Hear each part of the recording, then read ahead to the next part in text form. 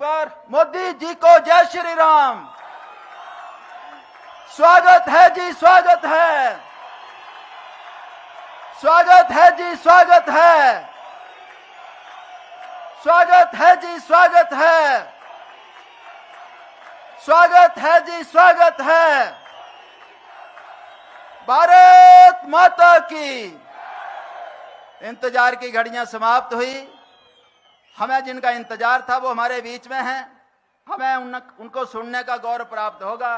मैं आदरणीय सुरेश कश्यप जी, जो कि भारतीय जनता पार्टी प्रदेश के सम्माननीय अध्यक्ष हैं, शिमला पार्लियामेंट कंस्टिट्यूंसी के माननीय सांसद हैं, आपसे निवेदन, आदरणीय मोदी जी को टोपी, बुशहरी टोपी और किन्नौर का मफलर देकर आप सम्मानित करें। आदरणीय सुरेश कश्यप जी।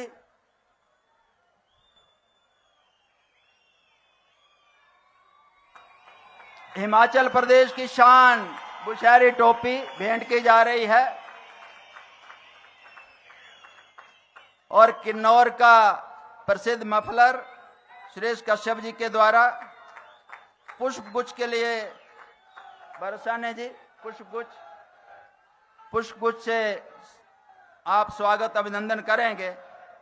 और अब मेरा निवेदन श्री लक्ष्मी ठाकुर जी से, दुश्मनों का संहार करने के लिए भीम की गदा आप भेंट कर रहे हैं। आदरणीय सुरेश कश्यप जी, हमारे प्रदेश के माननीय अध्यक्ष, आपका आभार सर, आपका आभार।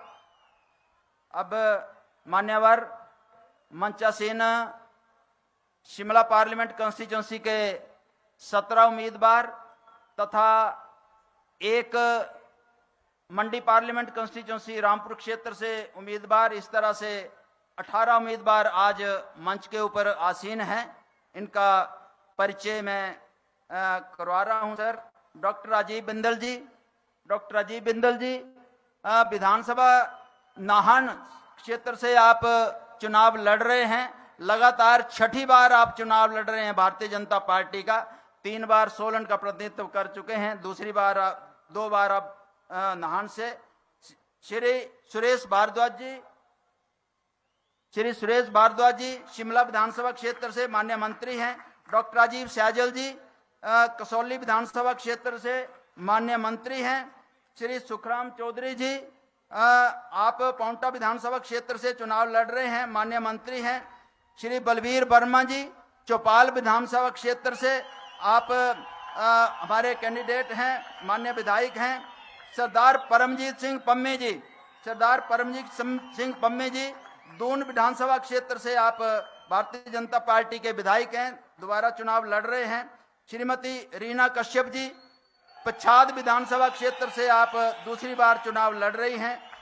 श्री लखविंदर सिंह राणा जी नालागढ़ विधानसभा क्षेत्र से आप चुनाव लड़ रहे हैं, माननीय विधायक हैं। श्री गोविंद राम शर्मा जी अर्की विधानसभा क्षेत्र से आप चुनाव लड़ रहे हैं, पूर्व में विधायक रहे हैं। श्री बलदेव तोमर जी शिलाई विधानसभा क्षेत्र से आप चुनाव लड़ रहे हैं, पूर्व में विधायक रहे हैं। श्री संजय सूद जी आप शिमला विधानसभा क्षेत्र से चुनाव लड़ रहे हैं। श्री अजय श्याम जी ठियोग विधानसभा क्षेत्र से आप चुनाव लड़ रहे हैं। श्री राजेश कश्यप जी सोलन विधानसभा क्षेत्र से आप चुनाव लड़ रहे हैं। श्री रवि मेहता जी शिमला ग्रामीण विधानसभा क्षेत्र से आप चुनाव लड़ रहे हैं। श्री चेतन बरागटा जी जुब्बल नावर कोटखाई क्षेत्र से आप भारतीय जनता पार्टी के उम्मीदवार हैं। और श्री नारायण सिंह जी श्री रेणुका जी विधानसभा क्षेत्र से आप भारतीय जनता पार्टी के उम्मीदवार हैं। श्री कौल सिंह नेगी जी आप रामपुर विधानसभा क्षेत्र से भारतीय जनता पार्टी के उम्मीदवार हैं। और बहन शशि बाला जी रोडू विधानसभा क्षेत्र से आप भारतीय जनता पार्टी के उम्मीदवार हैं। इस तरह से हमारे 18 कैंडिडेट मंचासीन हैं मान्यवर। अब मैं अनुरोध कर रहा हूं आदरणीय श्री सुरेश कश्यप जी से, जो हमारे माननीय अध्यक्ष भी हैं, कृपया मंच पर आएं और अपना स्वागत भाषण दें। भारत माता की, भारत माता की। स्वागत है भाई, स्वागत है, स्वागत है भाई, स्वागत है। आज की इस चुनावी सभा में हमारे मुख्य अतिथि दुनिया के सर्वाधिक लोकप्रिय नेता, हमारे देश के यशस्वी प्रधानमंत्री परम आदरणीय श्री नरेंद्र मोदी जी, आप यहाँ सोलन के ऐतिहासिक ठोडो मैदान में पधारे हैं। मैं अपनी ओर से तथा अपने समस्त संसदीय क्षेत्र की जनता की ओर से आपका हार्दिक अभिनंदन करता हूं, हार्दिक स्वागत करता हूं। माननीय मोदी जी, आप हिमाचल को अपना घर मानते हैं और 5 वर्षों के दौरान आप 1 दर्जन से ज्यादा बार हिमाचल पधारे हैं। मैं दिल की गहराइयों से आपका आभार प्रकट करता हूं। और जिस प्रकार से आपने इन 5 वर्षों में हिमाचल प्रदेश को अनेक सौगातें दी, उसके लिए प्रदेश की जनता आपकी आभारी है, आपकी ऋणी है। हिमाचल जैसे छोटे राज्य को एम्स जैसा संस्थान आपने दिया और केवल मात्र 3 वर्ष की अवधि में उसका शिलान्यास से लेकर लोकार्पण किया। और मैं जब बता सकता हूं कि all India institute of medical sciences, जब इसकी बात होती थी तो लोग दिल्ली की बात करते थे। आज आपने हिमाचल जैसे छोटे राज्य को इतनी बड़ी सौगात दी है। प्रदेश की जनता आपकी इसके लिए आभारी है।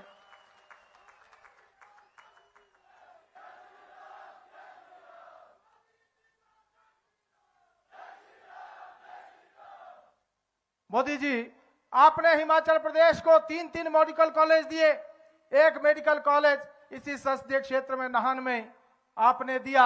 आज लगभग 300 करोड़ की लागत से उसके भवन का निर्माण हो रहा है। आपने हमको पीजीआई सैटेलाइट सेंटर ऊना में दिया। आपने हमको IIIT दी।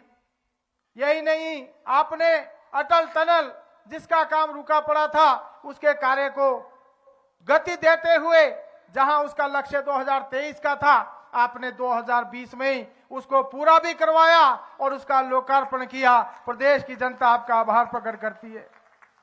आपने धर्मशाला को स्मार्ट सिटी दिया, आपने शिमला को भी स्मार्ट सिटी दिया। आज स्मार्ट सिटी के तहत जो है पूरे शिमला में और धर्मशाला में अनेक पार्किंग बन रही है, पार्क बन रहे हैं, अनेक जो है जन सुविधाओं के कार्य हो रहे हैं। और मैं समझता हूं बहुत बड़ा कार्य इस क्षेत्र के लिए हुआ। जहां आपने हमें मेडिकल डिवाइस पार्क दिया, हमें इस बात की भी खुशी है, अगर 3 मेडिकल डिवाइस, अगर 3 बर्ड ड्रग पार्क इस देश में मिलते हैं तो एक हिमाचल प्रदेश को मिलता है। इस देश में अगर 4 वंदे भारत एक्सप्रेस ट्रेनें चलती है, उसमें एक आप हिमाचल प्रदेश को देते हैं। हिमाचल आपका घर है और इस बात के लिए प्रदेश की जनता आपकी आभारी है। आपने जिस प्रकार से इस संसदीय क्षेत्र में अनेक विकास के काम किए, जैसे कि रेणुका में जो डैम है 1990 से लेकर उसके लिए उसकी बात चल रही थी, आपने उसके लिए धन की स्वीकृति की। 7,000 करोड़ रुपए की लागत से मेरे ही संसदीय क्षेत्र के रेणुका जी में डैम का निर्माण होगा और जिससे दिल्ली के लोगों को जहां पीने का पानी मिलेगा, 40 मेगावाट का जो है वहां पर जो बिजली का संयंत्र भी लगेगा। अनेक ऐसे काम इस संसदीय क्षेत्र में और पूरे प्रदेश में माननीय मोदी जी आपने किए। और जिला सिरमौर में जिस प्रकार से आपने गिरिपार को हाटी का दर्जा दिया है, आज जिला सिरमौर की जनता आपकी इसके लिए आभारी है। डबल इंजन की सरकार ने हिमाचल प्रदेश में अनेक विकास के काम किए, जहां आपके नेतृत्व में पूरा देश आगे बढ़ा।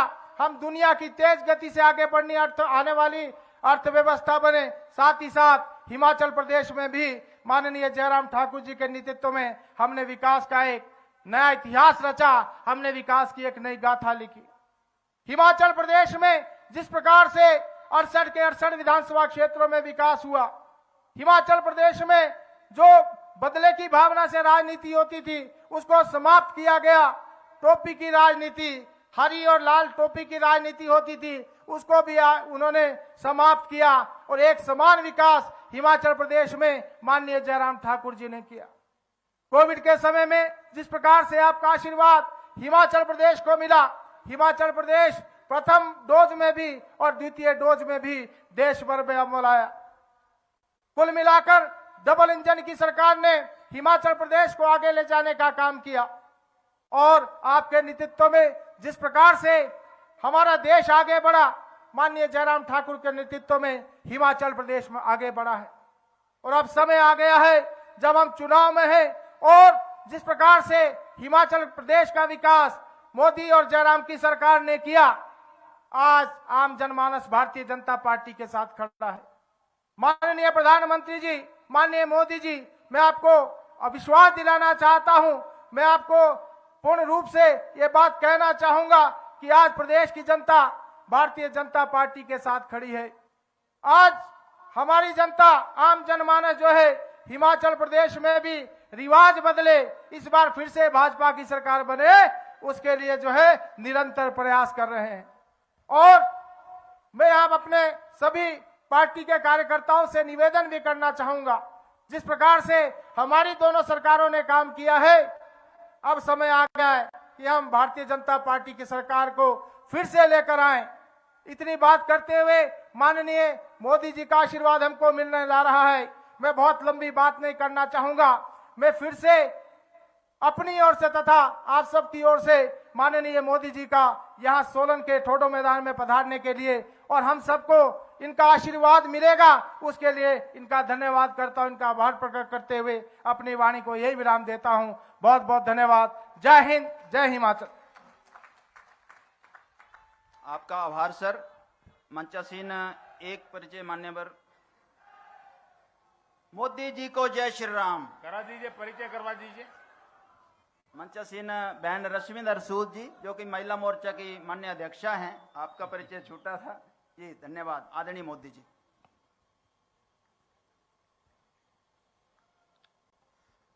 भारत माता की, भारत माता की का हाल सो सोलने आलियो।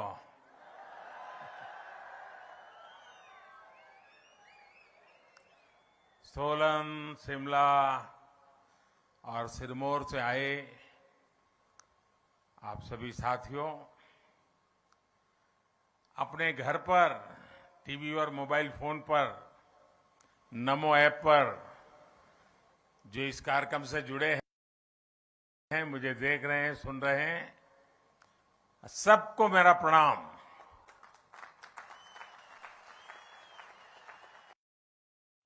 इतनी बड़ी संख्या में आपका हमें आशीर्वाद देने के लिए आना, विरोधियों की नींद आज खत्म हो गई।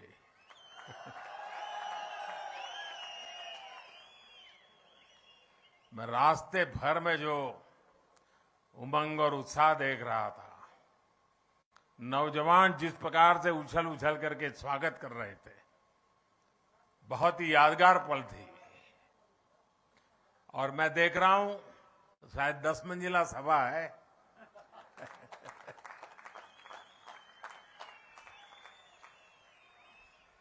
आज सोलन ने पूरे देश को संदेश दे दिया है, हिमाचल में एक बार फिर डबल इंजन सरकार, हिमाचल में एक बार फिर भाजपा सरकार। साथियों, माता शूलिनी देवी के आशीर्वाद से सोलन ने अपनी पहचान मशरूम सिटी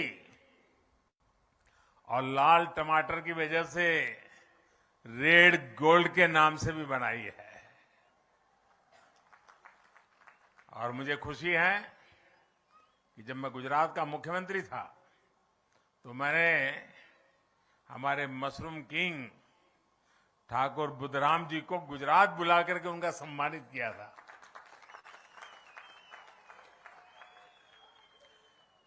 साथियों, यहां के रास्ते, यहां की दुकानें, यहां के लोग हर कोई जब मैं यहां आया सारी पुरानी बातें याद आना बहुत स्वाभाविक था।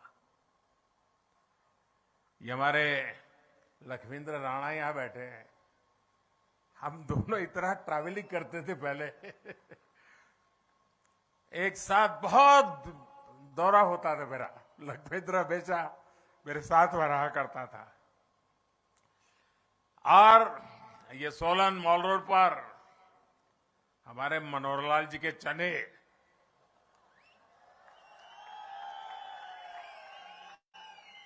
शायद ही मैं कभी यहां से गया हूं और मनोहरलाल जी के चने न खाए हो। ये हमारे राजीव बिंदल बैठे हैं, हमारे सोफत जी, वीरेंद्र कश्यप जी, मनोहरलाल सूरी जी, वैद्य राम कुमार बिंदल जी, अनेक पुराने साथी, सबके साथ कंधे से कंधा मिला के काम करने का अवसर मिला। हमारे रामानंद ठाकुर जी, JL शर्मा जी, गोकुलचंद मेहता जी, बहन रितु सेठी, अभी मुझे हेलीपैड पे मिलना हो गया। सबके साथ इतना काम करने का आनंद आया, अवसर मिला। और मैं अक्सर यहां सोलन रेस्ट हाउस में रुकना होता था मेरा। और मुझे याद है वहां एक हमारे खड़क बहादुर और दूसरा शायद सुंदर, ये दो चौकीदार हुआ करते थे। सोलन ने मुझे खूब खिलाया भी है और सोलन ने मुझे बहुत कुछ सिखाया भी है। और इसलिए मैं सोलन का डबल कर्जदार हूं। और इसलिए मुझे हिमाचल में डबल इंजन की सरकार आप सबसे आशीर्वाद से बनेगी, ये पूरा विश्वास है, आपके प्यार पर विश्वास है। साथियों, हिमाचल में बिताए लंबे समय की जो स्मृतियां, वो आज भी मुझे हिमाचल की तरफ खींचती है। और ऐसा बहुत कम मिलता है कि कोई ऐसा प्रधानमंत्री हो जो एक राज्य को इतनी बारीकी से जानता हो। ये मेरा सौभाग्य है कि मैं हिमाचल के हर गली मोहल्ले को जानता हूं। और इसलिए आपने भी देखा है कि मैं देश में रहूं या विदेश में, हिमाचल के साथ मेरा जो लगाव बना रहता है, न हिमाचल मुझे छोड़ता है न मैं हिमाचल छोड़ता हूं। आपको मालूम होगा कुछ दिन पहले मैं इजराइल गया था। तो इजराइल में मैं हिमाचली टोपी पहन करके कार्यक्रम में गया। तो लंबे अरसे तक चर्चा चली, कहां इजराइल और ये मोदी जी हिमाचल में की टोपी पहन करके इजराइल में घूम रहे हैं। अभी कुछ महीने पहले जब मेरी नेपाल के प्रधानमंत्री जी से मुलाकात हुई तो मैंने उन्हें कांगड़ा की राधा कृष्ण की पेंटिंग उपहार के तौर पर दी थी। अर्थात ऐसा ही नहीं है कि मैं ही हिमाचली वस्तुओं का उपहार सबको देता हूं, हिमाचल के लोग भी तो मुझे इतने सारे उपहार देते हैं। अब जैसे 2-3 सप्ताह पहले जब मैं केदारनाथ जी में था, दिवाली के एक दिन पहले, तो जो चोला डोरा मैंने पहना था, वो चोला डोरा मुझे हिमाचल की एक बहन ने भेंट किया था। और तब मैंने उनसे कहा था कि मैं किसी ठंडे कार्यक्रम में, ठंडी होगी जहां जाना होगा, मैं जरूर आपका एक जो गिफ्ट मुझे दिए मैं जरूर पहनूंगा। और मैंने पहना केदारनाथ में।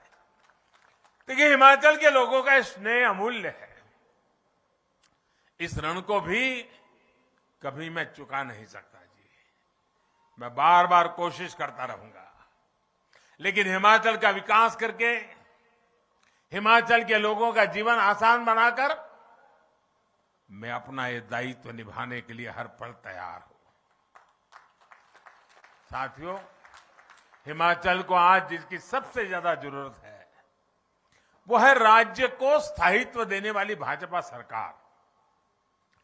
भारत ने 80 के दशक के बाद से 3 दशक तक 30 साल हमारे बर्बाद हो गए। आपने देखा होगा दिल्ली में अस्थिरता रही, सरकारें आती थी जाती थी, आती थी जाती थी।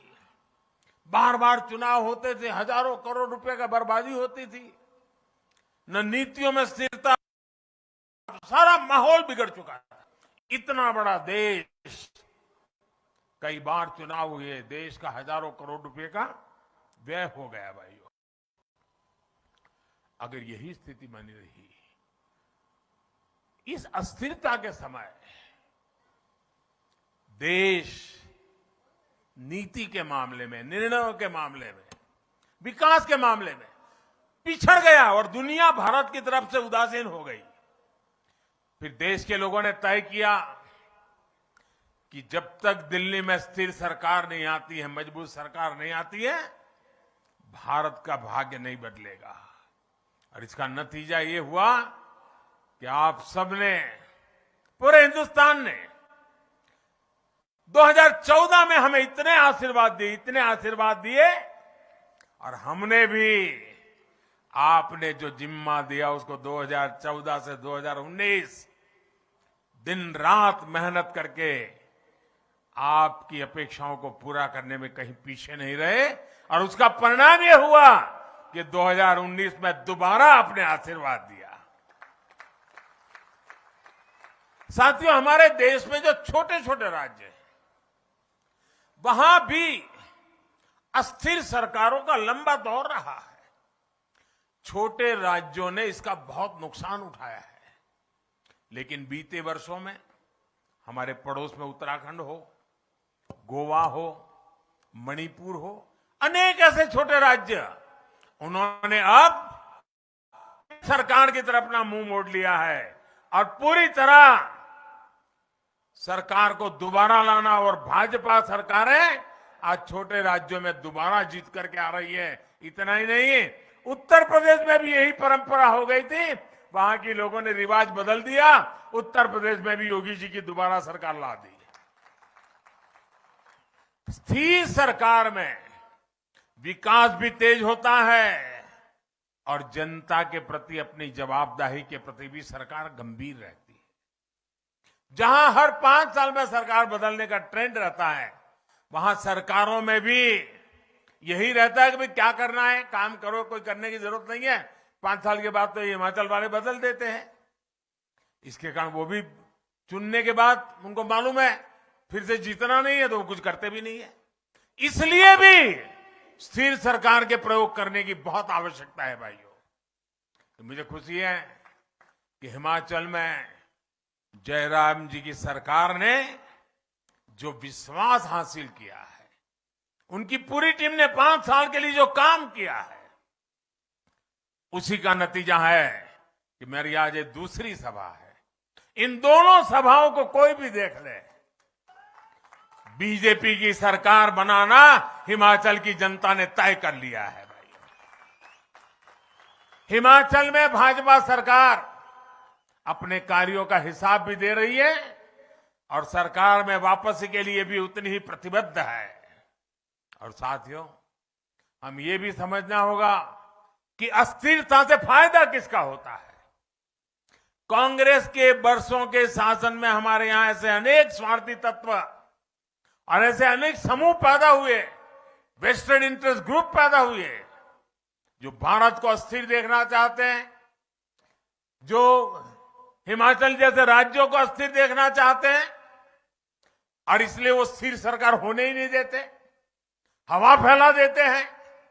देश के छोटे छोटे राज्य हमेशा इन स्वार्थी समूहों के निशाने पर रहे हैं।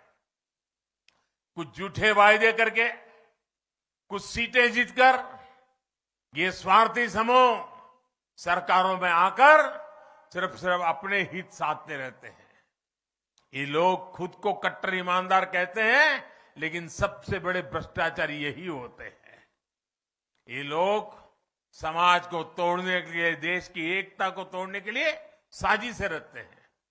हिमाचल को ऐसे हर स्वार्थी समूह से खुद को बचाकर रखना है, इनके खेल से खुद को बचाकर रखना है। आप देखिए साथियों, केंद्र में स्थिर सरकार बनी तो देश ने ऐसे ऐसे निर्णय लिए जिनका इंतजार देशवासियों को वर्षों से था। जब केंद्र में स्थिर सरकार बनी तो भ्रष्टाचार और भ्रष्टाचारियों के खिलाफ निर्णायक लड़ाई शुरू हुई। जब केंद्र में स्थिर सरकार बनी तो आतंकवाद, नक्सलवाद काबू में आए, नॉर्थ ईस्ट में शांति स्थापित हुई। इसलिए स्थिर सरकार 21वीं सदी के भारत की जरूरत है और उसमें बड़ी भूमिका देश के छोटे राज्य की भी है। साथियों, हिमाचल के लोग जानते हैं कि भाजपा किस तरह यहां के विकास के लिए गंभीरता से काम कर रही है। हम पहाड़ के लोगों की सुविधाएं बढ़ाने पर, रोजगार के अवसर बढ़ाने पर, यहां के औद्योगिक विकास पर, टूरिज्म बढ़ाने पर हम विशेष ध्यान दे रहे हैं। इसलिए नालागढ़ में मेडिकल डिवाइस पार्क और ऊना में बल्क ड्रग पार्क बनाए जा रहे हैं। हिमाचल में लगने वाले हर प्रोजेक्ट में 100 में से 90 रुपये आज केंद्र की भाजपा सरकार दे रही है। भाइयों, Bharat pharmacy of the world अगर ये है तो इसमें हिमाचल की हिस्सेदारी कई गुना बढ़े, हम ये प्रयास कर रहे हैं। साथियों, बद्दी, बरोटीवाला, नालागढ़, परमाणु, चंबाघाट, इस पूरे औद्योगिक क्षेत्र को विस्तार देना डबल इंजन की सरकार की प्राथमिकता है। टूरिज्म उद्योग हो या फिर खेती से जुड़े उद्योग हो, इसके लिए आवश्यक आधुनिक इंफ्रास्ट्रक्चर पर अभूतपूर्व बल दिया जा रहा है। बिलासपुर में एम्स के बनने से इस क्षेत्र में मेडिकल टूरिज्म भी बहुत बल मिलने वाला है, बहुत ताकत आने वाली है। परमाणु, सोलन, कैथलीघाट, शिमला, इस बाईपास से यहां के पर्यटकों को सुविधा होने वाली है। पिंजौर, बद्दी, नालागढ़ 4 लेन का काम जब पूरा हो जाएगा तो औद्योगिक क्षेत्र को बेहतर कनेक्टिविटी मिलेगी। साथियों, सोलन से लेकर शिमला तक ये पूरा क्षेत्र वैसे भी शिक्षा और स्वास्थ्य के एक बड़े हब के रूप में विकसित हो रहा है। डबल इंजन सरकार इसी ताकत को बढ़ावा देगी ताकि हिमाचल आत्मनिर्भर बने, हिमाचल विकसित बने। भाइयों और बहनों, सोलन हो, शिमला हो, सिरमौर हो, ये फल और सब्जी की टोकरी कहे जाते हैं। यहां अधिकांश छोटे किसान हैं, छोटे बागवान हैं। कांग्रेस के लोग किसानों और बागवानों को लेकर बड़ी बड़ी बातें करते रहते हैं, लेकिन कांग्रेस का इतिहास हमेशा नागरिकों को धोखा देना, युवाओं को धोखा देना, बहन बेटियों को धोखा देना, वैसे ही किसानों को भी धोखा देना। कांग्रेस ने कभी देश के छोटे किसानों की परवाह नहीं की। जिस कर्ज माफी का कांग्रेस ने ढिंढोरा पीटा, उसमें भी कांग्रेस ने खेल कर दिया। उसका लाभ छोटे छोटे किसानों को बिल्कुल हुआ नहीं, नाम मात्र का भी नहीं हुआ। जबकि भाजपा सरकार छोटे किसानों की हर जरूरत को ध्यान में रखते हुए काम कर रही है। पीएम किसान सम्मान निधि के माध्यम से हिमाचल के किसानों के बैंक खातों में सीधे 2000 करोड़ रुपए ट्रांसफर किए। 2000 करोड़ रुपए इस छोटे से राज्य के अंदर, और इसका लाभ हिमाचल के 9 लाख से ज्यादा छोटे किसानों को हुआ है। 9 लाख किसानों के जेब में 2000 करोड़ रुपया पहुंचना यानी उनके जीवन में एक बहुत बड़ा बदलाव की ताकत लेके आता है। साथियों, हम हिमाचल के फल सब्जी सेक्टर में सहकारिता को बढ़ावा देने पर भी फोकस कर रहे हैं। किसान उत्पादक है, वही भंडारण का, कोल्ड स्टोरेज का मालिक भी हो और फूड प्रोसेसिंग कारखानों में हिस्सेदार भी हो, इस पर हम बल दे रहे हैं। एफपीओ यानी किसान उत्पादक संघों का निर्माण इसी उद्देश्य से किया जा रहा है। सैकड़ों छोटे छोटे किसान, बागवान मिलकर बड़ी ताकत बने, इसके लिए नाबार्ड से करोड़ों रुपए दिए जा रहे हैं। दिसंबर 8 के बाद जब फिर डबल इंजन सरकार काम संभालेगी, उसके बाद इस काम को और ज्यादा गति दी जाएगी और तेज किया जाएगा। यहां के सेब, यहां की सब्जियां, यहां का दूध किसान रेल से बहुत कम भाड़े में देश के बड़े बड़े बाजारों तक पहुंचे, इसके लिए भी काम चल रहा है।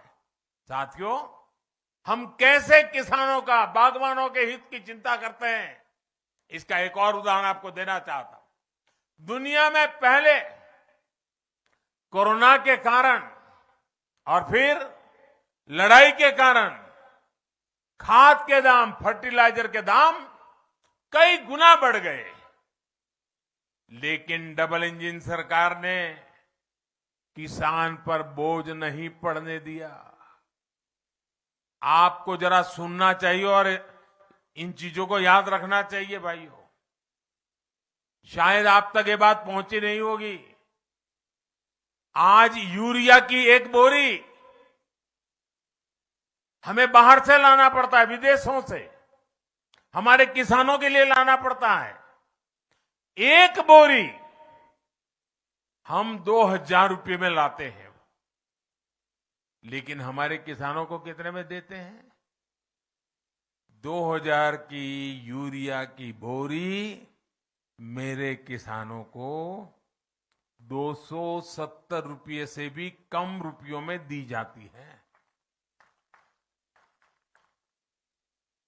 2000 से लाना और 270 से भी कम में देना, ताकि मेरे किसान के सर पर बोझ न पड़े। और करीब करीब 1700-1800 रुपया ये बोझ सरकार खुद उठा रही है। कुछ लोग 100 रुपये की भी अगर छूट देंगे ना, तो 1000 रुपये का विज्ञापन छपवा देते। ऐसे लोगों से भी हिमाचल के लोगों को सतर्क रहना है। साथियों, आपसे बात करते हुए मुझे एक बात और याद आ रही है। पिछली बार जब मैं शिमला आया था, तो पहाड़ की एक बिटिया ने मुझे एक तस्वीर भेंट की थी। वो तस्वीर मेरी मां की थी।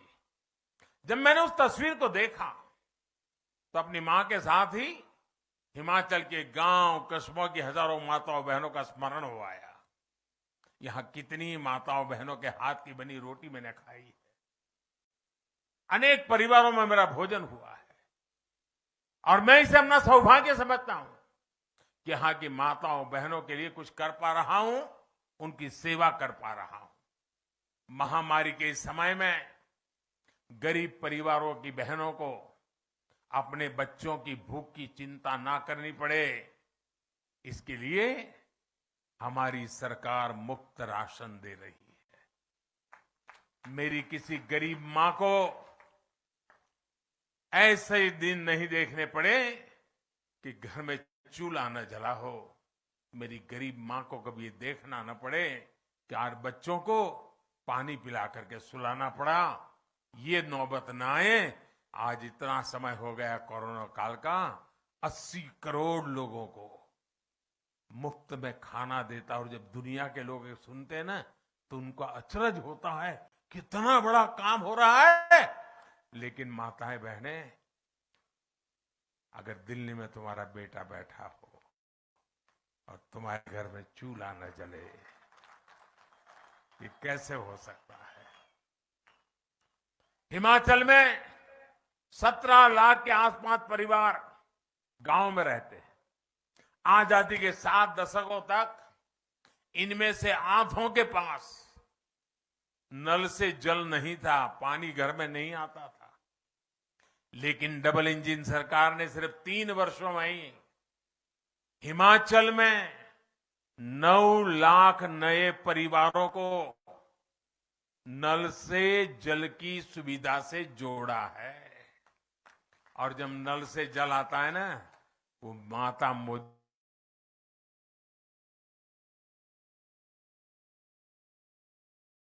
को आशीर्वाद भी दिए बिना नहीं सकते। इसका सबसे बड़ा लाभ हमारी इन माताओं बहनों को मिला, हमारी बेटियों को पढ़ाई में सुविधा हुई है। आयुष्मान भारत योजना से लाखों रुपए का मुफ्त इलाज पाने वालों में बड़ी संख्या में हमारी माताएं बहनें भी हैं।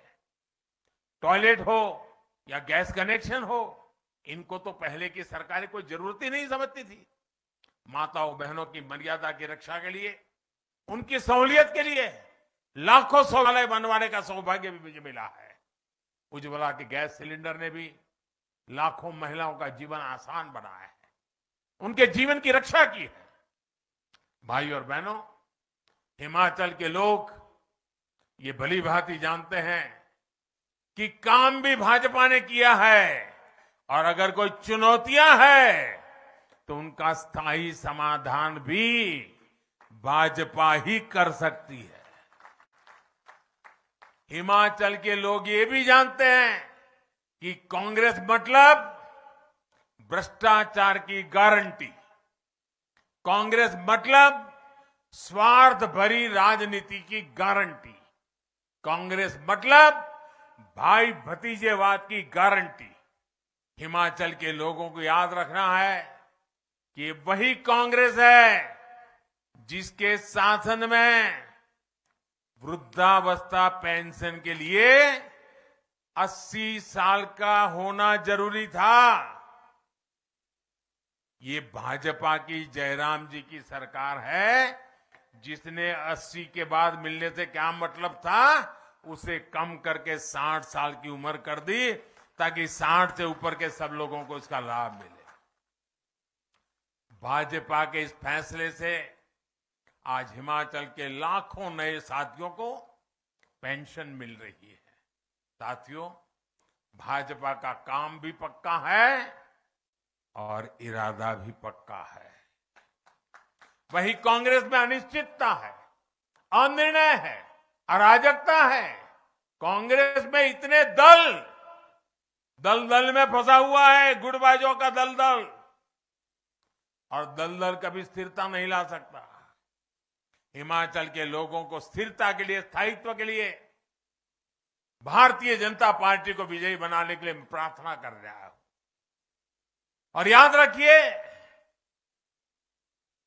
हमारा भारतीय जनता पार्टी का उम्मीदवार कौन है? आपको किसी को याद रखने की जरूरत नहीं है, सिर्फ कमल का फूल याद रखिए। मैं आपके पास कमल का फूल लेकर आया हूं। अगर आपको कमल का फूल जब वोट डालने जाए दिखाई दे, समझ लीजिए कि ये भारतीय जनता पार्टी है, ये मोदी जी आपके पास आए हैं।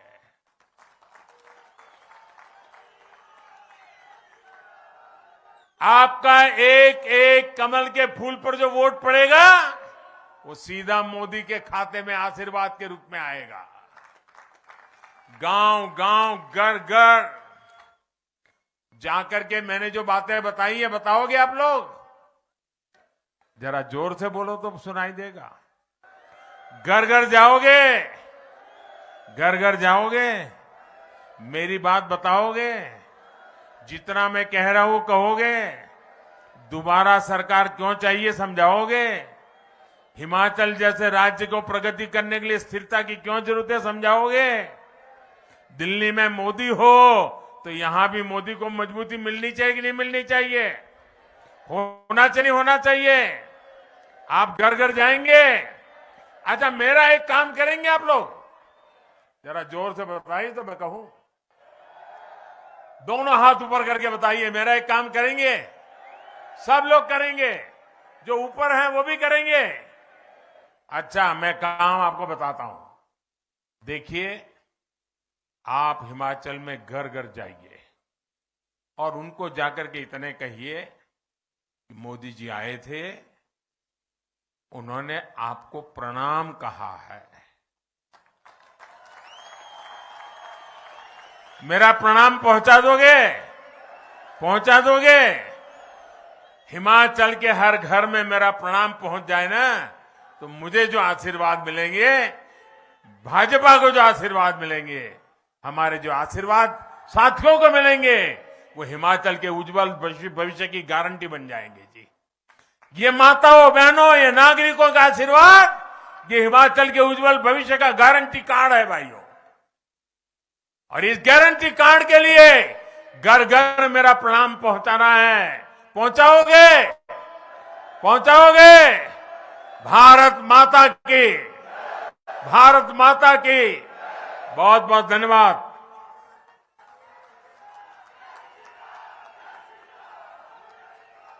आपका बहुत बहुत आभार मान्यवर।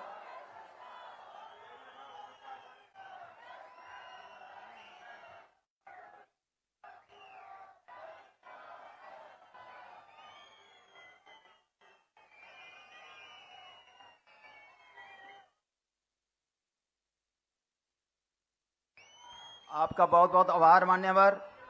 सभी भारतीय जनता पार्टी के अन्य सभी जो उपस्थित, आप सबका बहुत बहुत आभार। यहां से जाने के उपरांत जिस जिस व्यवस्था से हम लोग आए हैं उसी व्यवस्था से वापस जाएंगे और अपने वाहन जहां खड़ा किया है वहीं उस वाहन को जाकर लेंगे। पूरा यहां से बाहर का जो निकासी का रास्ता है थोड़ा कंजस्टेड है, कृपया बहनों को थोड़ा रास्ता पहले दे देंगे, आराम से इस रास्ते से हम निकलेंगे।